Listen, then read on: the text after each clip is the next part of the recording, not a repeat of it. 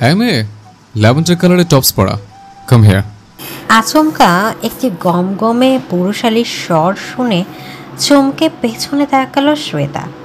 একটা দীর্ঘদেহী ও প্রশস্ত শক্তপোক্ত দেহের অধিকারী উজ্জ্বল বর্ণের যুবককে দেখে রীতিমতো থমকে গেল সে। ব্ল্যাক শার্ট আর ব্ল্যাক ডেনিম পরিহিত যুবকটি সুজুকি ব্র্যান্ডের ব্ল্যাক বাইকের উপর দারুণ অ্যাটিটিউড নিয়ে বসে রয়েছে। মাথা ভর্তি সিল্কি চুলের একাংশ কপালে ছড়িয়ে পড়েছে, মুখে খোঁচা খোঁচা চাপদারি। সুদর্শন চেহারার যুবকটি তীক্ষ্ণ চোখে শ্বেতার দিকে এক দৃষ্টিতে তাকিয়ে রয়েছে। তার আশেপাশে আরো কয়েকজন যুবক দাঁড়িয়ে রয়েছে, তারাও দেখছে তাকে। শ্বেতা ধীর পায়ে যুবকটির কাছে এগিয়ে গিয়ে জিজ্ঞেস করলো, কিছু বলবেন? যুবকটি মুখে সিগারেট নিয়ে শ্বেতার হাতে লাইটার ধরিয়ে দিয়ে হাত দিয়ে কিছু একটা ইশারা করলো। শ্বেতা বুঝতে না পেরে অবোধ নয়নে যুবকটির দিকে তাকালো। যুবকটি বিরক্ত হয়ে মুখ থেকে সিগারেট নামিয়ে কিছুটা তেজ নিয়ে বলল, সব কথা মুখে বলে দিতে হবে নাকি? কচি খোকি তুমি? লাইটার যখন দিয়েছি তার মানে আমার মুখে সিগারেটটি ধরিয়ে দিতে বলেছে। Do it idiot. শ্বেতা বিস্ময়ে হতবিহ্বল হয়ে গেল। ভার্সিটিতে তার আজই প্রথম দিন, কিন্তু প্রথম দিন এসে তাকে কিভাবে র্যাগ খেতে হবে সেটা সে ভাবতে পারেনি। তাকে আদেশ করা যুবকটি এবং তার সঙ্গীরা যে তার সিনিয়র সেটা বুঝতে বেগ পেতে হলো না। কি হলো, দাঁড়িয়েছে কেন? আচমকা যুবকটি কড়া ধমকে কেঁপে উঠল শ্বেতা। কাপা কাপা হাতে লাইটার দিয়ে আগুন ধরাতে নিলেই কারো গমগমে কণ্ঠস্বর শুনে থমকে যায় সে। এখানে কি হচ্ছে? ভার্সিটির সিনিয়র প্রফেসর নুরুল উদ্দিন হক পেছনে গম্ভীর হয়ে দাঁড়িয়ে রয়েছেন। সবাইকে ইগল দৃষ্টিতে একবার একবার করে পরখ করছেন তিনি। তার দৃষ্টিতে স্পষ্ট অসন্তোষ দেখা যাচ্ছে, অথচ তাতে যুবকটির বিন্দু মাত্র হেলদোল নেই। তার সঙ্গীরা অবশ্য তটস্থ হয়ে রয়েছে। নুরুল উদ্দিন হক এগিয়ে এসে প্রত্যেককে আবারও একবার একবার করে দেখে নিলেন, তারপর যুবকটির দিকে তাকিয়ে রইলেন। সে এখনো ঠোঁটে সিগারেট চেপে আগের ভঙ্গিতেই বসে রয়েছে। এতে প্রফেসর আরো ক্ষিপ্ত হয়ে উঠলেন। How rascal are you এরিস Ahrar খান! একজন সিনিয়র প্রফেসরের সামনে তুমি সিগারেট মুখে নিয়ে এইভাবে বেয়াদবের মতো বসে রয়েছো? বাবার ক্ষমতা আছে বলে যা খুশি তাই করতে পারবে নাকি? আর এইভাবে জুনিয়র একটা মেয়েকে র্যাগ দিতে তোমার লজ্জা করে না? এরিস সিগারেট ছোটে চেপে বাইক থেকে এক লাফে নেমে পড়ল। তারপর সিগারেটের মুখে ভর্তি ধোঁয়া ফু দিয়ে প্রফেসরের মুখের দিকে ছুঁড়ে মারল। আশেপাশে সবাই হতভম্ব হয়ে গেল। নুরুল উদ্দিন হক রাগে কাঁপতে লাগলেন। তিনি যেন দৃষ্টি দিয়ে এরিসকে ভস্ম করে দেবেন। তোমার এত বড় সাহস! তুমি আমার মুখের উপর সিগারেটের ধোঁয়া ছেড়ে দাও। আজকের মধ্যেই তোমাকে টিসি দেওয়ার ব্যবস্থা করব আমি। শুধু এই ভার্সিটিতে কেন, কোনো ভার্সিটিতেই পড়ার অবস্থায় থাকবে না, তুমি মনে রেখো। বলে রাগে কাঁপতে কাঁপতে চলে গেলেন নুরুল উদ্দিন হক। এরিসের বেস্ট ফ্রেন্ড রাফসান উদ্দিন কণ্ঠে তাকে বলল, আরে কিছু করতে পারবে না ওই শালা। আমার বাপের ক্ষমতার সম্পর্কে তো আর জানে না। আমার বাপের ডোনেশনে এই ভার্সিটির অর্ধেক খরচ চলে। নতুন নতুন এসেছে তো, তাই বুঝতে পারেনি আমি কে। কদিন থাকলে এমনিতেই সবকিছু বুঝে যাবে। বলে আবারও সিগারেটে টান দিল এরিস। অপরদিকে শ্বেতা ভয়ে গুটিসুটি মুড়ে দাঁড়িয়ে রয়েছে। সে চলে যাবে কিনা ভাবছে। 7-5 ভাবতে ভাবতে সামনের দিকে পা বাড়াতেই পেছন থেকে এরিস ডেকে উঠল, এই মেয়ে, কোথায় যাচ্ছ? তোমার কাজ এখনো কমপ্লিট হয়নি তো? এদিকে এসো, লাইটার দিয়ে আমার আরেকটা সিগারেট জ্বালিয়ে দাও। তারপর ক্যান্টিন থেকে আমাদের জন্য স্ন্যাক্স কিনে নিয়ে আসো। জানিস ওই ছেলেটার মতো অসভ্য ছেলে আমি আর একটাও দেখিনি। এত ফাজিলের ফাজিল যে আমাদের প্রফেসরের সাথে পর্যন্ত বেয়াদবি করেছে। আবার বলে কিনা প্রফেসর তার কিচ্ছু করতে পারবে না, তার বাবা নাকি সবকিছু সামলে নেবে, তার বাবা নাকি অনেক ক্ষমতা। নতুন ভার্সিটিতে অনার্স প্রথম বর্ষের প্রথম বন্ধু হওয়া অহনাকে এসব কথা বলতে বলতে ক্যাম্পাসে হাঁটছিল শ্বেতা। কথাগুলো বলার সময় তাকে বেশ বিরক্ত দেখাচ্ছিল। অহনা বলল, কার কথা বলছিস তুই? কার আবার? ওই যে এরিস ফেরিস কি যেন নাম, আস্ত একটা বদের হাড্ডি। আমার নামটা কি এভাবে ভেঙানোর সাহস কোথায় পেলে তুমি? আর আমাকে কি বলে তুমি? আমি কিসের হাড্ডি? হঠাৎ পেছন থেকে একটা বজ্র কণ্ঠের গমগমের স্বর ভেসে আসলো শ্বেতার কানে। কণ্ঠটা তার কাছে বেশ পরিচিত ঠেকলো। পেছন ফিরে তাকাতে ভার্সিটিতে সর্বপ্রথম অপছন্দ হওয়া ব্যক্তিটিকেই দেখে থমকে দাঁড়ালো সে। এরিস কঠিন মুখ নিয়ে শ্বেতার কাছে আসতে এসে 2 কদম পেছনে চলে এলো। অহনার পেছনে গিয়ে গুটিসুটি মেরে দাঁড়িয়ে রইল। ভাইয়া ও আসলে অহনাকে হাত উঁচিয়ে থামিয়ে দিল এরিস। সে তাকে টেনে এনে নিজের সামনে দাঁড় করিয়ে গম্ভীর মুখে শক্ত কণ্ঠে জিজ্ঞেস করলো, একটু আগে আমার নামে কি যেন বলছিলে? কই কিছু না তো। না তো। আমি কে সে সম্পর্কে তোমার কোনো আইডিয়া আছে? শ্বেতা অবনত মস্তকে চুপ করে দাঁড়িয়ে আছে। জবাব দাও। এরিসের বজ্র কণ্ঠের ধমকে কেঁপে উঠল শ্বেতা সহ আশপাশের সবাই। শ্বেতা তবু মাথা নিচু করে চুপচাপ দাঁড়িয়ে রইল। তার এই মুহূর্তে ভীষণ কান্না পাচ্ছে। প্রথম দিনেই তাকে এভাবে হেনস্থার শিকার হতে হবে জানলে কিছুতেই ইউনিভার্সিটিতে ভর্তি হতো না সে। এই মুহূর্তে যথাসম্ভব নিজের কান্না আড়াল করে স্বাভাবিক থাকার চেষ্টা করলো সে। I am Erish Ahrar Khan, son of Nahiyan Ahrar Khan, who is the chairman of Khan Group of Industries. আমাদের ফ্যামিলি ব্যাকগ্রাউন্ড সম্পর্কে ভালোভাবে খোঁজ নিলে আমাদের পাওয়ার আর দাপট সম্পর্কে জানতে পারবে। সে পরিবারের একমাত্র উত্তরাধিকারীর সামনে তাকে নিয়ে বাজে কথা বলার কোনো যোগ্যতা আছে তোমার?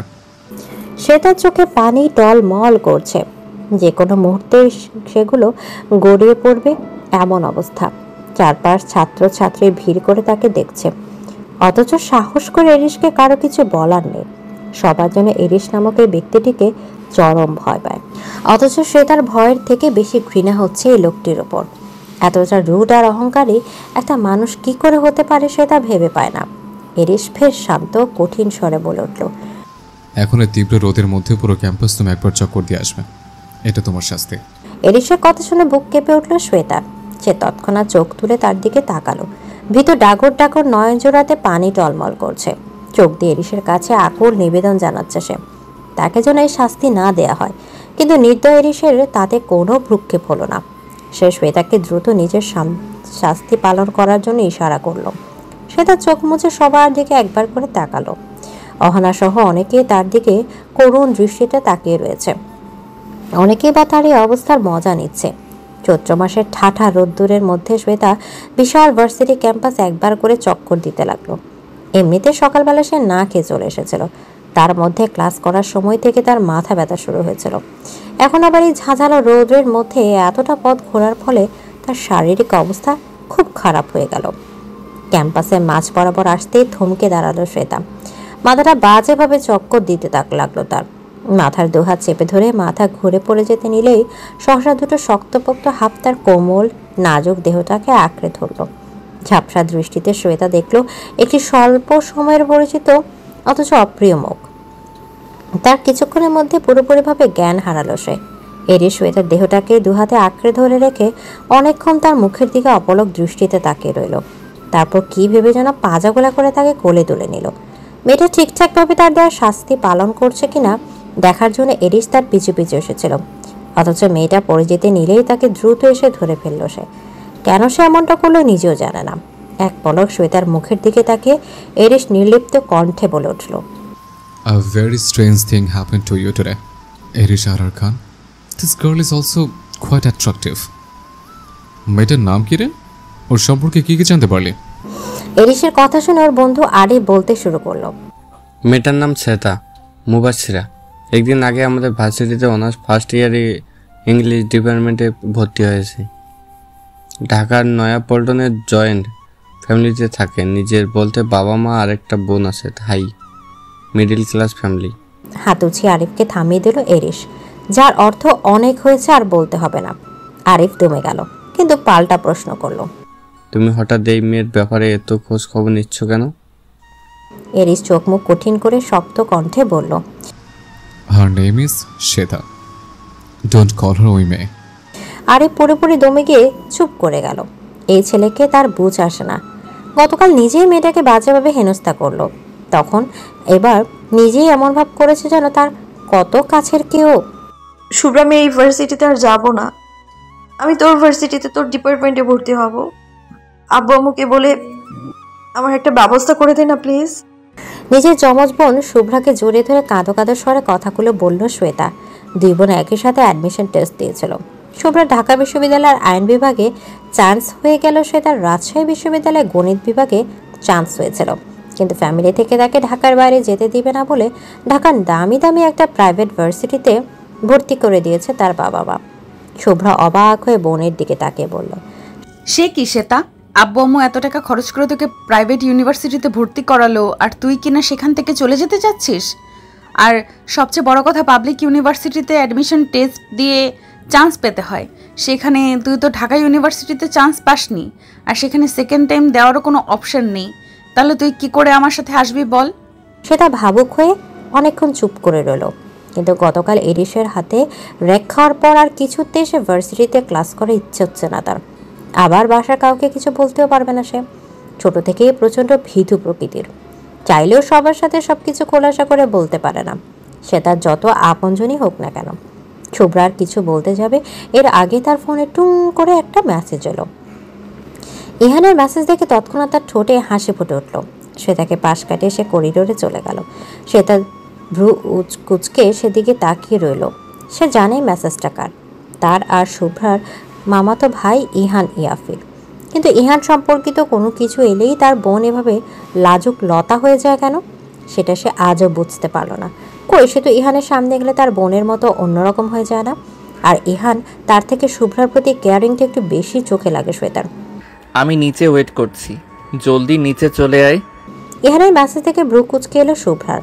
হঠাৎ তাকে নিচে যেতে বলল, তার মানে কি সে তাদের বাড়ির নিচে অবস্থান করেছে? তড়িঘড়ি করে রুম থেকে ওনাটা নিয়ে কোনো মতে সিঁড়ি ভেঙে নিচে নামলো সে। ড্রয়িং রুম দিয়ে তাকে ঝড়ের গতিতে ছুটতে দেখে তার মা শারমিন বেগম রান্নাঘর থেকে উঠে বলে উঠলেন, এভাবে উড়ে উড়ে কোথায় যাচ্ছিস? শুভ্রা যেতে যেতে বলল, তোমার বড় ভাইয়ের একমাত্র ছেলে এসেছে, তার কাছেই যাচ্ছি। শারমিন অবাক হয়ে বললেন, ইহান এসেছে? ও, তাহলে বাইরে কি করছে? ওকে বললি না ভেতরে আসতে? শুভ্রা মায়ের আর কোনো কথার উত্তর না দিয়ে দ্রুত বাইরে চলে গেল। ইহান গেটের পাশে দাঁড়িয়ে রয়েছে, তার পরনে football jersey, black jeans pant. Football হাতে এতক্ষণ ধরে পায়চারি করছিল সে। শুভ্রাকে দেখা মাত্রই দাঁড়িয়ে গেল। শুভ্রা জিজ্ঞেসও করল, তুমি এখানে কোথায় যাবে ইহান ভাইয়া? ইহান ফুটবলটা শুভ্রার হাতে দিয়ে প্যান্টের পকেট থেকে পানির বোতল বের করে ডকঢক করে কয়েক চুমুক পানি খেলো। তারপর শান্ত স্বরে বলল, আজকে আমার ফুটবল ম্যাচ আছে, সেখানেই যাচ্ছি। সেটা তো তোমার গেটআপ দেখেই বুঝতে পারছি, কিন্তু আমাকে ডাকলে কেন সেটা বলো। তুই তো জানিস বাবা আমার ফুটবল খেলা একদম পছন্দ করে না, সারাক্ষণ শুধু জ্ঞান দেয় আর পড়াশোনা করতে বলে। তুই বল, এত পড়াশোনা করলে কি মাথা ঠিক থাকে? শুভ্রা দুপাশে মাথা নাড়িয়ে না বোধক বোঝালো, আজকে আমার ফুটবল ম্যাচের ফাইনাল টুর্নামেন্ট, অথচ বাবা কিছুতেই যেতে দিবে না।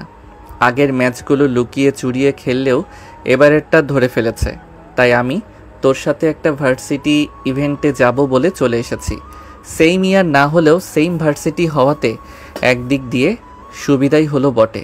শুভ্রা মুখ গোমড়া করে বলল, আমাকে শুধু প্রয়োজনের সময় তোমার মনে পড়ে, তাই না ইহান ভাইয়া? ইহান মৃদু হেসে শুভ্রার গাল টেনে দিয়ে বলল, তাহলে সময়ে অসময়ে তোকে যে চকলেট দেই, ফুল কিনে দেই, তোর নোটস কালেক্ট করে দেই, সেগুলো কি পাগলি? শুভ্রার মুখে হাসি ফুটে উঠল। সে মাথা নিচু করে ভাবল, সত্যি ইহান অন্যদের তুলনায় তার অনেক খেয়াল রাখে। তার সুপ্ত অনুভূতির বিশেষ জায়গা জুড়ে রয়েছে ইহান। ইহানের তার প্রতি করা টেক কেয়ারগুলো তার মনে মাঝে মধ্যে প্রশ্ন জাগায়, ইহান কি সত্যি তাকে দিয়ে অন্য কিছু ভাবে? ইহান শুভ্রার সামনে তুড়ি বাজিয়ে বলল, কি এত ভাবছিস তুই? কই কিছু না তো। তাহলে চল আমার সাথে। কোথায় যাব? শুনলি না বাবার কাছে তোকে নিয়ে ভার্সিটিতে যাওয়ার কথা বলেছি? তো এখন আমার সাথে ভার্সিটিতে যাওয়ার নাম করে আমার ফুটবল টুর্নামেন্ট দেখতে যাবি। এমা, 1.5 ঘন্টা আমি বসে থাকতে পারবো না। কেন পারবি না শুনি? আমার জন্য এতটুকু করতে পারবি না? আর তাছাড়া ফুটবল না তোর কত পছন্দের একটা খেলা? তা ঠিক, কিন্তু কোনো কিন্তু নয়, আমি যেতে বলেছি যখন যাবি। আর সবচেয়ে বড় কথা, তোকে মোটেও সেখানে বোর হতে হবে না। এক গাদা স্ন্যাক্স কিনে রাখবো তোর জন্য, বসে বসে খাবি আর আমার খেলা দেখবি। বলে ইহান প্যান্টের পকেট থেকে টাকা বের করে দেখালো শুভ্রাকে। শুভ্রা চোখ ছোট ছোট করে বলল, ঘুষ দিচ্ছ আমাকে? ধরে নে সেটাই, আমার ঘুষ খাওয়ার একমাত্র ভাগিদার তো তুই।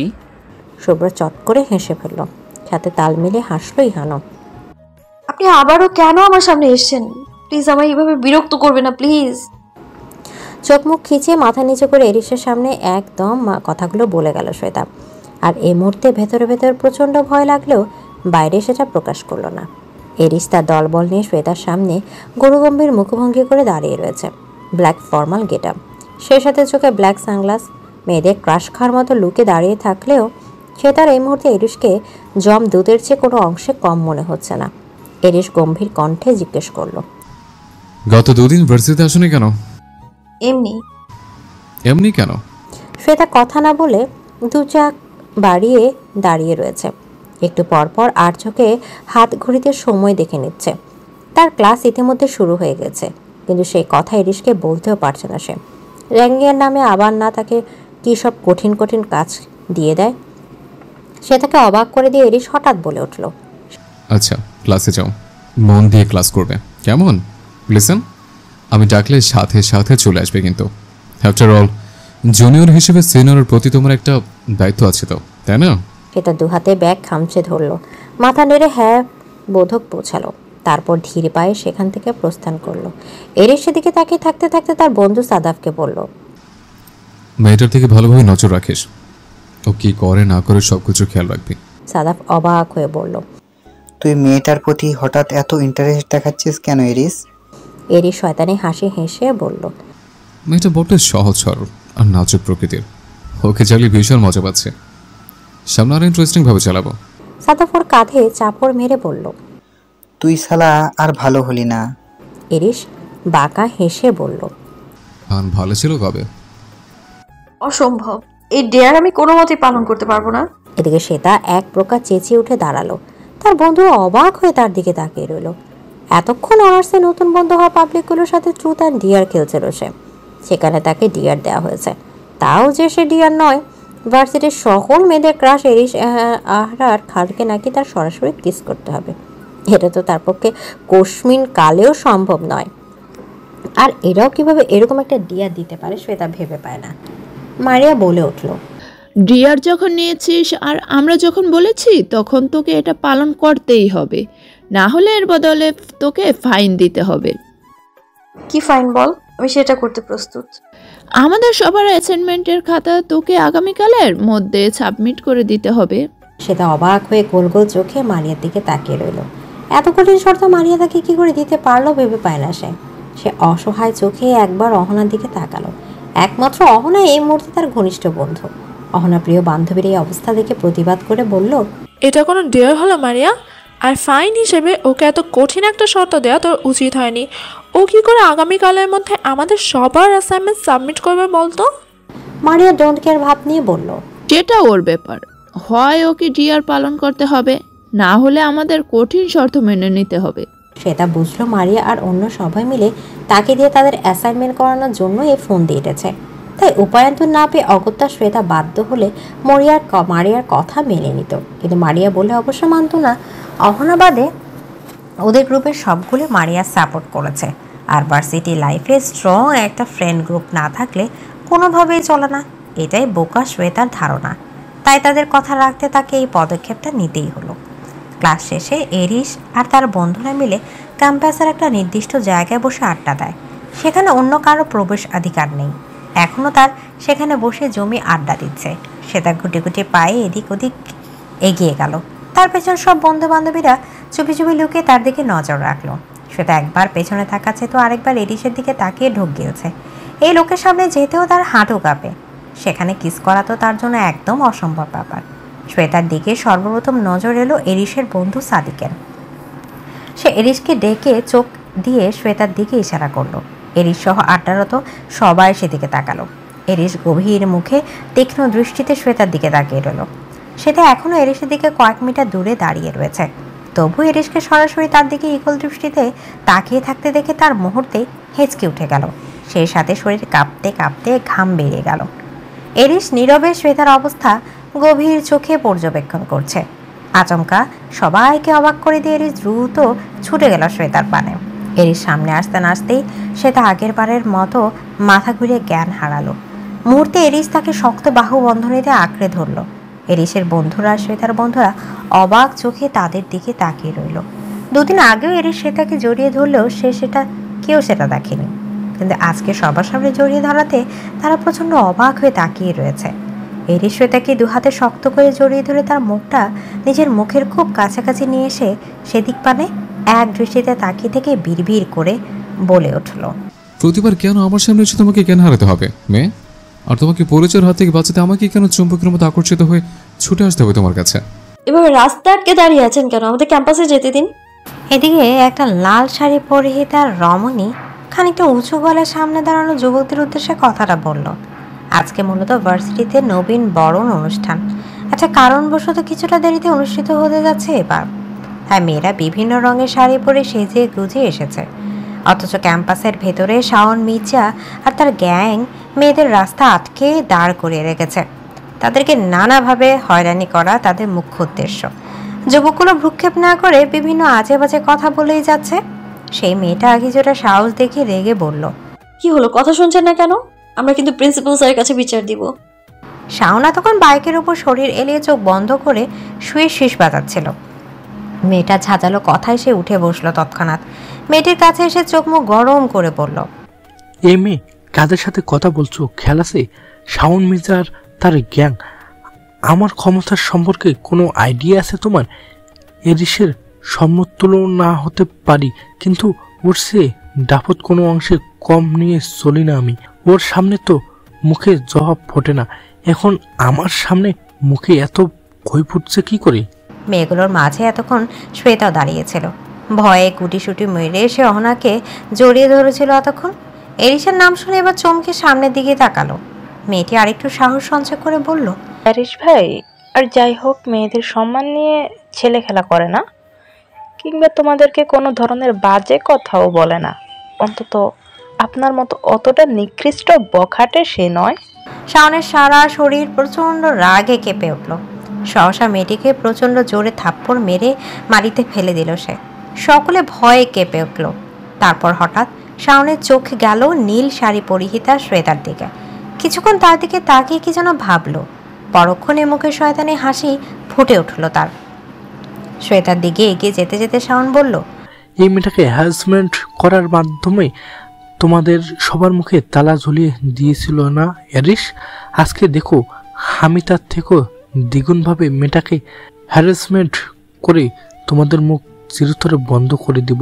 তখন আমার সামনে জবান নাড়ানোর তো দূরের, চোখ তুলে তাকানোর সাহস পর্যন্ত পাবে না। বলে শ্বেতাকে একটানে নিজের সামনে এনে দাঁড় করালো শাওন। মুহূর্তেই নাজুক মেয়েটার অন্তরাত্মা কেঁপে উঠল। সে অসহায় দৃষ্টিতে একবার শাওনের দিকে আরেকবার সবার দিকে তাকালো। অন্য সবার মুখও শুকিয়ে গেছে।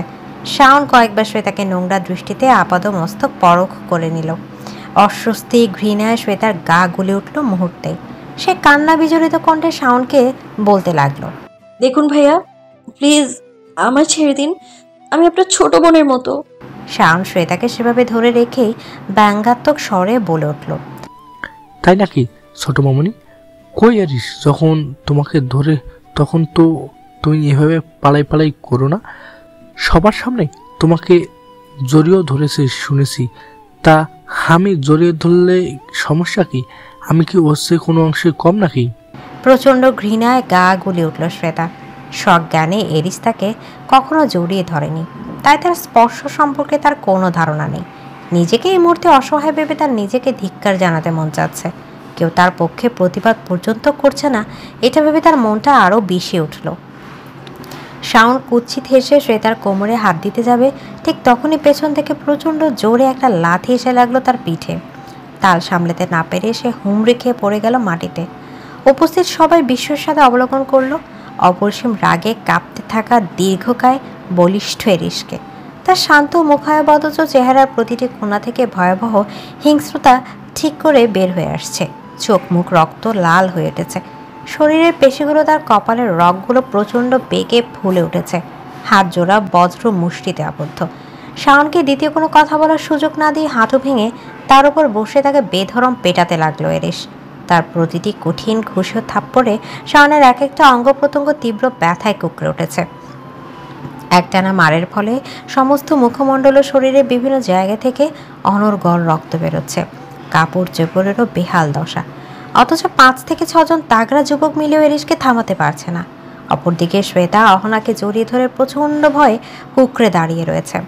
অবশেষে আধা ঘন্টা বেধড়ক পেটানোর পরে শাওনকে অর্ধমৃত করে দিয়ে এরিস দাঁতের দাঁত চেপে হুঙ্কার ছেড়ে তার উদ্দেশ্যে বলতে লাগলো, you bloody bitch, fucking bastard, তোর সাহস কি করে হলো সেটাকে টাচ করার, ওকে নোংরা কথা শোনানোর?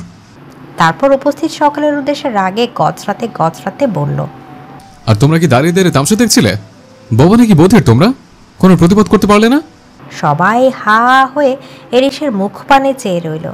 সর্বদা প্রতিবাদ না করায় ভয় দেখানো যুবকটি আজ নিজেই প্রতিবাদ করার কথা বলছে শুনে তারা বিস্ময়ে হতবাক হয়ে গেল। তারপর শাওন যে হাত দিয়ে শ্বেতার হাত ধরেছিল এবং তার কোমর স্পর্শ করতে যাচ্ছিল, সেই হাতটি নিজের বাইকের গরম ইঞ্জিনের সাথে চেপে ধরল এরিস। গগন কাঁপানো আর্তনাদ করে উঠল শাওন, কিন্তু এরিস ছাড়ল না। প্রায় মিনিট খানেক সেভাবে চেপে ধরে রইল সে। ইতিমধ্যে নবীন বরণের অনুষ্ঠান বাদ দিয়ে সকলে উপস্থিত হয়েছে ঘটনাস্থলে। টিচাররা কেউ এরিস এবং শাওন কাউকেই পছন্দ করে না, কারণ দুজনেই বড়লোক বাপের বিগড়ে যাওয়া ছেলে। তবে শাওন এরিসের চেয়েও খুবই নোংরা মানসিকতার ছেলে।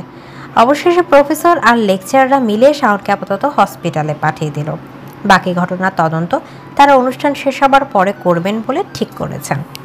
কি করছেন? হাত ছাড়ুন আমার, প্লিজ। কেউ দেখে ফেললে কি হবে? শ্বেতাকে নিয়ে ত্রস্ত্র বেগে ভার্সিটির বিশাল করিডোর দিয়ে হেঁটে চলেছে এরিস। শ্বেতা অসহায় মুখ করে অনেক কিছু বললেও সেগুলো কিছুই তার কানে যাচ্ছে না। একসময় এরিস অগ্নিদৃষ্টি নিক্ষেপ করে শ্বেতার দিকে তাকালো, কিন্তু ভস্ম করে দেওয়া সেই দৃষ্টি, যার অর্থ আরেকটা কথা বললে এখানেই মেরে পুঁতে ফেলব। শ্বেতা প্রচণ্ড ভয়ে পেয়ে চুপ হয়ে গেল। শ্বেতাকে নিয়ে ভার্সিটির বিশাল রুফটপে চলে গেল এরিস। নবীনবরণ অনুষ্ঠান এখনও চলমান বিধায় সবাই এই মুহূর্তে অডিটোরিয়ামের রুমে অবস্থান করছে। রুফটপে এই মুহূর্তে কেউ নেই। এরিস রুফটপের দরজা বন্ধ করে দিয়ে শ্বেতার দুহাত আচমকে দেয়ালের সাথে নিজের দুহাত দিয়ে প্রচণ্ড শক্তভাবে চেপে ধরল। শ্বেতা প্রচণ্ড ভয় আর ব্যথা পেয়ে চোখ জোড়া খিচে বন্ধ করে নিল। এই মুহূর্তে চোখ খোলার সাহস তার নেই, অথচ বন্ধ চোখ জোড়া দিয়েও সে টের পেল একজোড়া তীক্ষ্ণ শিকারী চোখ তাকে গভীর মনোযোগ সহকারে দেখছে। তার ঘন নিঃশ্বাস শ্বেতার মুখ ও গলায় আছড়ে পড়ছে। তীব্র অস্বস্তি, লজ্জা আর ভয়ে একাকার হয়ে গেল শ্বেতা। বহুক্ষণের সাধনায় পিটপিট করে চোখ খুলে তাকালো শ্বেতা। এরিসের মুখখানা এই মুহূর্তে শিথিল, হিংস্রতার লেশমাত্র সেখানে নেই, অথচ চোখ জোরে কি এক প্রচণ্ড ক্রোধ এখনো খেলা করে চলেছে। শুকিয়ে কাঠ হয়ে যাওয়া গলাটায় কয়েকটা ঢুক গিলে শ্বেতা আমতা আমতা করে বলল, আমাকে এভাবে ধরে রেখেছেন কেন? ছাড়ুন দয়া করে, প্লিজ। এরিস হিমশীতল কণ্ঠে বলল, এভাবে শাড়ি পরেছো কেন? শ্বেতা অবাক নয়নে তাকিয়ে বলল, কিভাবে শাড়ি পরেছি? এরিস একই কণ্ঠে বলল, তোমার কোমর দেখা গিয়েছিল কেন? শ্বেতা কিছু বলতে যাবে তার আগে এরিস কাট গলায় বলল, ইচ্ছে করছে জ্বলন্ত আগুন দিয়ে তোমার এই কোমল ওদরখানে পুড়িয়ে দিতে। যেখানে পরপুরুষের নোংরা দৃষ্টির স্পর্শ লাগে, সে অক্ষত থাকার কোনো মানেই নেই। বলেই পকেট থেকে সিগারেট বের করে সেটা লাইটার দিয়ে জ্বালে মুখে চেপে ধরল এরিস। অন্যদিকে এরিসের ভয়ঙ্কর কণ্ঠে ভয়ঙ্কর কথাগুলো শুনে শ্বেতার অন্তর আত্মা কেঁপে উঠল। কি বলছে এই লোক? সে মোটেও পেট দেখে শাড়ি পরেনি। ক্যাম্পাসে আসার সময় শাড়ি কুচিতে পা লেগে কোমরের দিকটা কিছুটা আলগা হয়ে গিয়েছিল। পরবর্তীতে সেটা সংঘটিত ঘটনার জন্য আর খেয়াল করেনি সে। হঠাৎই কোমরের কাছে যন্ত্রণাদায়ক কিছুর স্পর্শ টের পেতেই প্রচণ্ড যন্ত্রণায় আর্তনাদ করে উঠল শ্বেতা। এরিস নির্বিঘ্নে তার খোলা পেটের একাংশে জ্বলন্ত সিগারেটটা চেপে ধরে রেখেছে। শ্বেতার দুই চোখ পানিতে টইটম্বর করছে। যন্ত্রণার ক্ষোভের চোটে ফর্সা মুখটা নীল হয়ে উঠেছে। কিছুক্ষণ পরে এরিস সিগারেটটা সরিয়ে নিয়ে আবার মুখ চাপল। একটি বারও সে তার উন্মুক্ত কোমরের দিকে তাকালো না পর্যন্ত। না দেখলেই নিজের হাতে তৈরি করে দেওয়া বিদঘুটে ক্ষতটা সে নির্বিকার চিত্তে আপন মনে সিগারেট টেনে যাচ্ছে। সে তার ফোপানোর আওয়াজ শুনে তার দিকে রক্তিম চোখে তাকাতেই সে তার মুখ চেপে ধরে ফোপাতে লাগলো। এরিস নির্বিকার শীতল স্বরে বলল, আজকের এই ঘটনার কথা যদি তোমার মনে থাকে, তাহলে নিজের স্পর্শগত জায়গাগুলো ঠেকে রাখতে কখনো ভুলবে না। হ্যালো রাত ভাইয়া, কোথায় তুমি? তাড়াতাড়ি এসে নিয়ে যাও আমায়। সে তার কান্না বিজড়িত কণ্ঠার ফোপানো শুনে অস্থির হয়ে উঠল রাত। সম্পর্কে সে শ্বেতার শুভ্রার বড় চাচাতো ভাই। রাত অস্থির কণ্ঠে বলল, কি হয়েছে শ্বেতা? এভাবে কাঁদছিস কেন? বল আমাকে। কিছু না, তুমি আমাকে এখান থেকে নিয়ে যাও যত তাড়াতাড়ি সম্ভব। আমি আর সহ্য করতে পারছি না। আচ্ছা আমি আসছি, কিন্তু কোথায় তুমি? আমার ভার্সিটিতে। বলে তাড়াতাড়ি ফোন কেটে দিল শ্বেতা। রাত ক্লাস করা বাদ দিয়ে দ্রুত বাইক নিয়ে শ্বেতার ভার্সিটির উদ্দেশ্যে ছুট লাগালো। মেয়েটাকে নিয়ে তার চিন্তার শেষ নেই। সহজ সরল বলে আরও বেশি চিন্তা। এখন না জেনে আবার কি বিপদ ঘটলো মেয়েটার। বাইকে রাদের পেছনে চুপচাপ বসে রয়েছে শ্বেতা। কতক্ষণ ধরে রাত এটা সেটা জিজ্ঞেস করছে, কিন্তু একটা কথার উত্তর দিচ্ছে না সে। চোখের পানি শুকিয়ে গালে লেপ্টে আছে, মনটা বিষাদে পরিপূর্ণ। রাত বিরক্ত হয়ে বলল, কি হয়েছে খুলে বলবি আমাকে, না হলে আমি বুঝবো কি করে তোর কান্নার কারণ কি। সেটা আবার কিছু একটা বলতে যাবে তার আগে রাতের ফোনে কল চলে এলো। বাইক থামিয়ে কিছুক্ষণ হু হা করে কথা বলে নিল রাত। তারপর ফোন রেখে শ্বেতার উদ্দেশ্যে বলল, আমাকে আর্জেন্ট একটা কাজে এক্ষুনি ভার্সিটিতে যেতে হবে শ্বেতা। আমি তোকে রিক্সা ডেকে দেই, তুই বাড়ি যেতে পারবি না? শ্বেতা কিছু না বলে বাইক থেকে নেমে দাঁড়ালো। তারপর বলল, তুমি যাও ভাইয়া, আমি একা যেতে পারবো, কিছু হবে না আমার। ভাড়ার টাকা আছে তোর কাছে? হুম। তাহলে ঠিক আছে, আমি যাচ্ছি, তুই সাবধানে যাস। বলে বাইক নিয়ে দ্রুত চলে গেল রাত। শ্বেতা একটা দীর্ঘশ্বাস ফেলে রিক্সা ডাকতে নেবে, তখনই পেছন থেকে প্রচণ্ড শব্দ করে ব্রেক কষল একটা নামি দামি বাইক। শ্বেতা সেদিকে এক মুহূর্ত তাকাতেই আবারও ভয়ে জমে গেল। এরিস হেলমেট খুলে গম্ভীর কণ্ঠে শ্বেতাকে আদেশ ছুড়ল, বাইক উঠে বসো। শ্বেতা কি করবে না করবে বুঝতে না পেরে কিংকর্তব্য বিমূঢ় হয়ে দাঁড়িয়ে রইল। এরিস এবার ধমক বলে উঠল, কি বলেছি শুনতে পাওনি? বাইক উঠে বসো। শ্বেতা কেঁপে উঠে গুটি পায়ে এরিসের বাইকের সামনে গিয়ে দাঁড়ালো। এরিস বিরক্ত হয়ে বলল, এক কথা কতবার বলতে হবে তোমাকে? শুনতে পাওনি কি বলেছি? বাইকে উঠে বসো। শ্বেতা কাল বিলম্ব না করে দ্রুত এরিসের বাইকের পেছনে উঠে বসলো। এরিস গুরুগম্ভীর কণ্ঠে বলে উঠল, আমার কাঁধ জড়িয়ে রাখো, পড়ে গেলে তোমার নরম দেহে করে একটা আস্ত থাকবে বলে মনে হচ্ছে না। শ্বেতা কম্পিত হস্তে এরিসের দুই কাঁধ আলতো হাতে জড়িয়ে ধরল। এরিস ঝাঁঝালো কণ্ঠে বলে উঠল, গায়ে জোর নেই? শক্ত করে ধরতে পারছো না? মনে হচ্ছে একটা মাছি আমায় ধরেছে। অগত্যা শ্বেতা শক্ত করে এসে দুই কাঁধ জড়িয়ে ধরল। এরিস একটা বাঁকা হাসি দিল, যেটা দৃষ্টিগোচর হলো না শ্বেতার। জনমানববিহীন একটা খালের ধারে এসে বাইক থামালো। এরিস শ্বেতার এই মুহূর্তের ভীষণ ভয় করছে। এক তো এরিস নামক লোকটাকে সে জমের মতো ভয় পায়, তার উপর এমন নিরিবিলি জায়গায় তার ভয়ের মাত্রা আরও কয়েক গুণ বেড়ে গেল। কিন্তু মুখ ফুটে কিছু জিজ্ঞেস করতে পারল না সে। এরিস আচমকা বলে উঠল, কোমর থেকে শাড়ির আঁচলটা সরাও। এরিস এই কথাটা অন্য মনস্ক হয়ে থাকা শ্বেতাকে প্রবল ঝটকায় দুলিয়ে দিল। সে ভয়ে শুষ্ক ঢোক গিলে বলল, মানে কি করবেন আপনি? এরিস হাতে থাকা মলমটা দেখে নির্লিপ্ত স্বরে বলল, মানে এই মলমটা দিয়ে আমি তোমাকে পুজো করবো? টাফার গার্ল, কোমরে যে জায়গাটা পড়েছে সেখানে মলমটা লাগিয়ে দেওয়ার কথা বলছে। শ্বেতা নিচু কণ্ঠে বলল, দরকার নেই। এরিস শ্বেতার কোনো কথার তোয়াক্কা না করে নিজে তার শাড়ির আঁচলটা সরিয়ে দিয়ে পুরা জায়গাটায় আলতো হাতে মলম লাগিয়ে দিল। শারীরিক যন্ত্রণার থেকেও এই মুহূর্তে শ্বেতার সম্পূর্ণ অন্যরকম অনুভূতিতে দেহ মন ছেয়ে গেল। ফলস্বরূপ নিজের অজান্তে এরিসের মাথার চুলগুলো খামচে ধরল সে।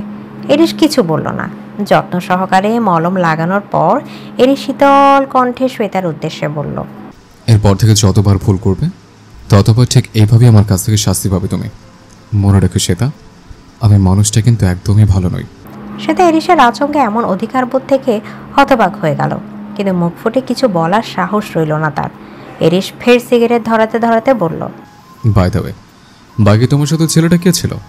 আমার ভাইয়া। কেমন ভাইয়া? চাচাতো ভাই। লিসেন, এসব চাচাতো মামাতো ফুপাতো খালাতো ভাইগুলো থেকে সবসময় দূরে দূরে থাকবে, বুঝছো? এরপর যেন কখনো তো ঘনিষ্ঠ হয়ে তাদের কারোর সাথে তোমায় চলাফেরা কিংবা কথা বলতে না দেখি। শ্বেতার এরিসের প্রতি বিস্ময়ের রেশ যেন কাটছেই না।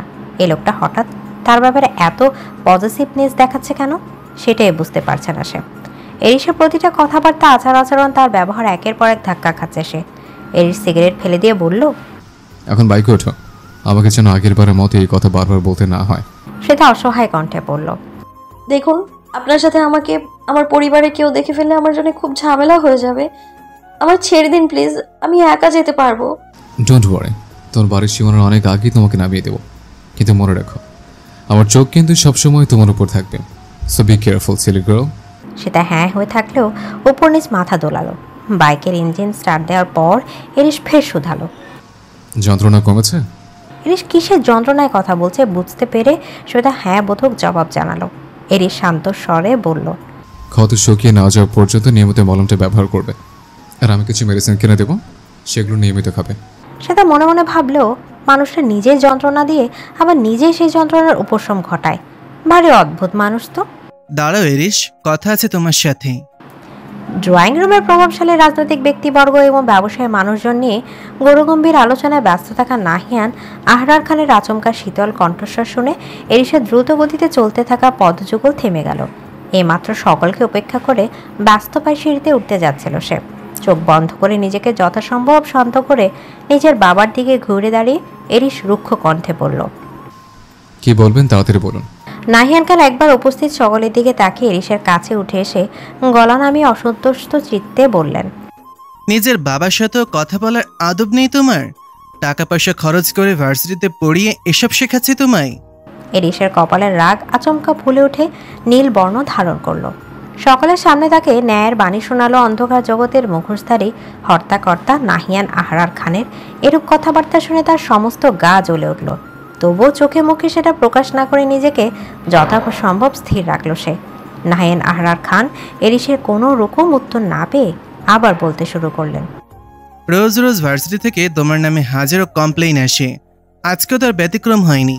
ঢাকা শহরের একজন প্রভাবশালী রাজনৈতিক নেতা এবং ব্যবসায়ী আমি, সেই আমার ছেলের নামে প্রতিদিন এত এত কমপ্লেইন আসে, তাহলে সেটা আমার ইমেজ আর রেপুটেশনকে কতটা ড্যামেজ করে সেটা কি বুঝতে পারো না তুমি?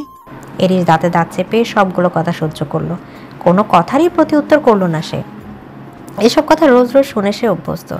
নাহিয়ান আহরার খান বলতে লাগলেন, তোমার অন্যান্য কুকুরদের মতন আজকের ঘটনাগুলোকে সামাল দিয়েছি আমি, আর যেন কোনো কমপ্লেইন আমার কাছে না আসে। আর একটা বছর পরেই তোমার মাস্টার্স কমপ্লিট হয়ে যাবে, আমি সেটার অপেক্ষা করছি। এরপর হয় তোমাকে আমার রাজনীতি সামলাতে হবে, না হলে আমার বিশাল বিজনেস সামলাতে হবে।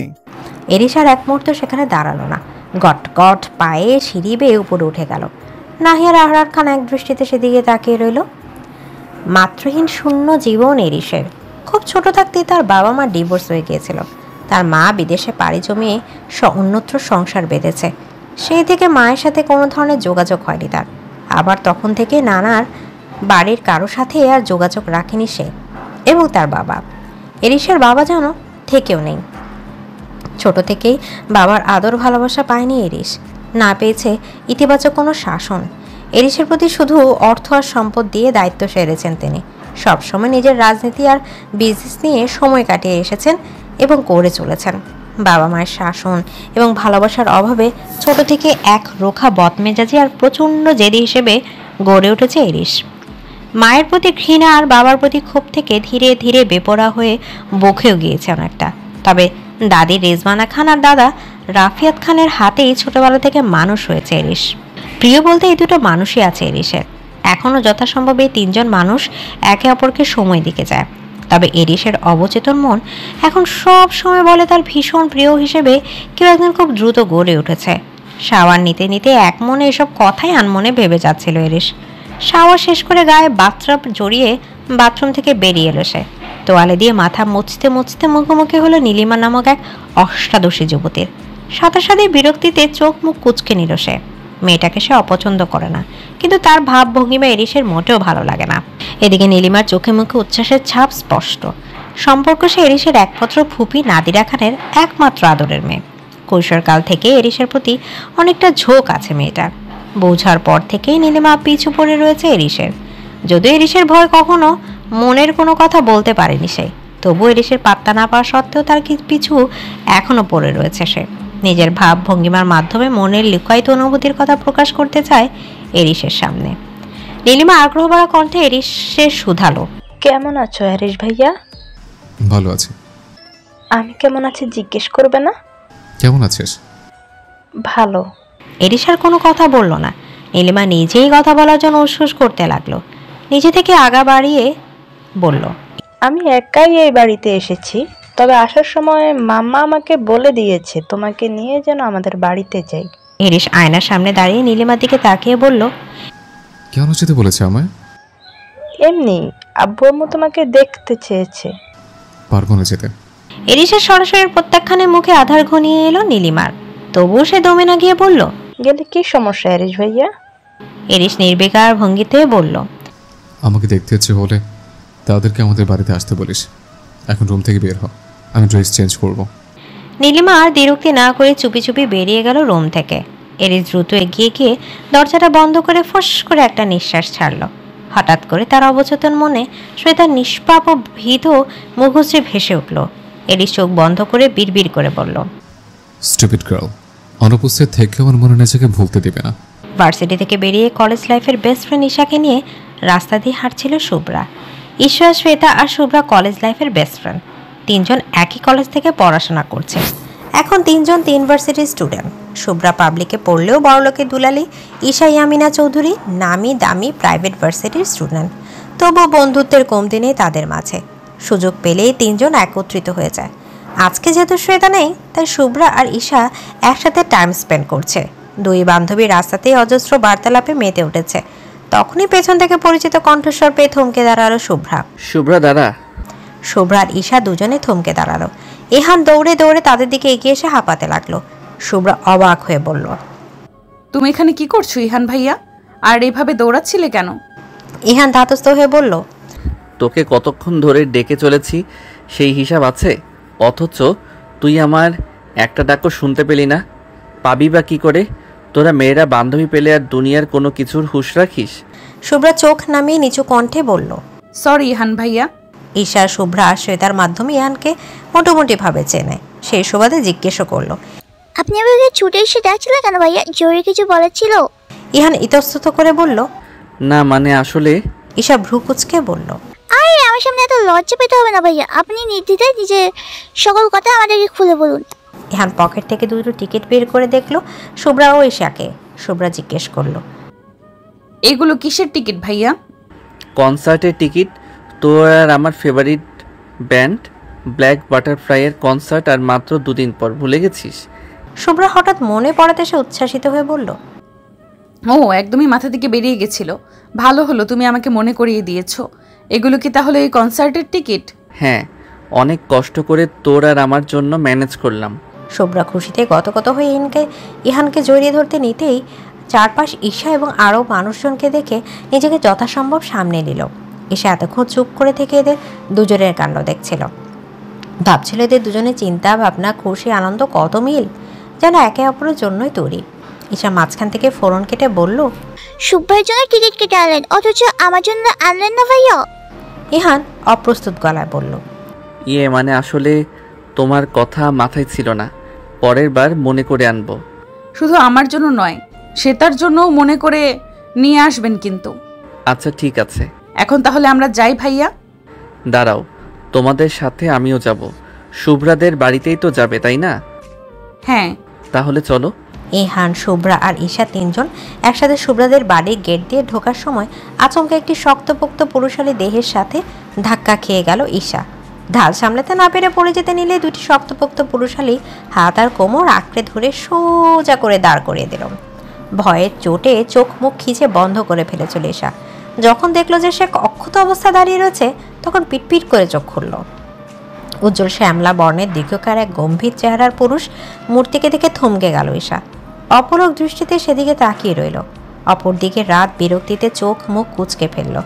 একে তো মেয়েটা তার সাথে ধাক্কা খেয়ে এভাবে পড়ে যেতে নিচ্ছিল, তার ওপর তার দিকে এভাবে ড্যাব ড্যাব করে তাকিয়ে রয়েছে। ঈশার ধ্যান ভাঙল শুভ্রার তাকে। শুভ্রা কিছুটা উঁচু গলায় তাকে ডেকে উঠল, এই ঈশা, শুনতে পাচ্ছিস তুই? ঈশা চমকে উঠে বলল, হুম হুম শুনতে পাচ্ছি। শুভ্রা বিরক্ত ভঙ্গিতে বলল, এবার দয়া করে ভেতরে চল। তারপর রাদের উদ্দেশ্যে শুভ্রা বলল, সরি ভাইয়া, ও আসলে ইচ্ছে করে এমনটা করেনি। রাত শান্ত স্বরে বলল, যার সরি বলার কথা সে বলেনি, তার হয়ে তুই বলছিস কেন? ঈশা ভ্রু কুচকে রাদের দিকে তাকিয়ে বলল, আমি কোনো ভুল করেছি যে আপনাকে সরি বলবো? আমার দুজনে ধাক্কা গেছে, এটা ভুল আপনারও ছিল। আর আমি যে আপনাকে পড়ে যাওয়ার হাত থেকে বাঁচলাম, তার জন্য থ্যাঙ্কস। এক প্রকার মুখ ঝাপটা মেরে কথাটা বলে ভেতরে পা বাড়ালো ঈশা। রাত হতবম্ব হয়ে গিয়ে মনে মনে আওড়ালো, ভারী অদ্ভুত মেয়ে তো। পরক্ষণে কিছু একটা মনে পড়তে শ্বেতার রুমের দিকে পা বাড়ালো সে। ইহান বাড়িতে আসার পর শারমিন বেগম তাকে নিয়ে ভীষণ ব্যস্ত হয়ে পড়লেন। একমাত্র ভাইয়ের আদরের বড় ছেলে অনেকদিন পর বাড়িতে এসেছে, তাকে ভালো মতো আপ্যায়ন না করলে চলে? শারমিন বেগমের সাথে সাথে তার বড় যা সালেহা বেগম অতিথি আপ্যায়নে ব্যস্ত হয়ে পড়লেন। খাবার টেবিলে এত এত খাবারের সাথে নিজের যত্নার্থী দেখে ইহান ব্যস্ত কণ্ঠে বলে উঠল, আরে ফুপি, আমাকে নিয়ে এত ব্যস্ত হচ্ছ কেন? মনে হচ্ছে কত যুগ পরে দূর দেশ থেকে এখানে এসেছি আমি।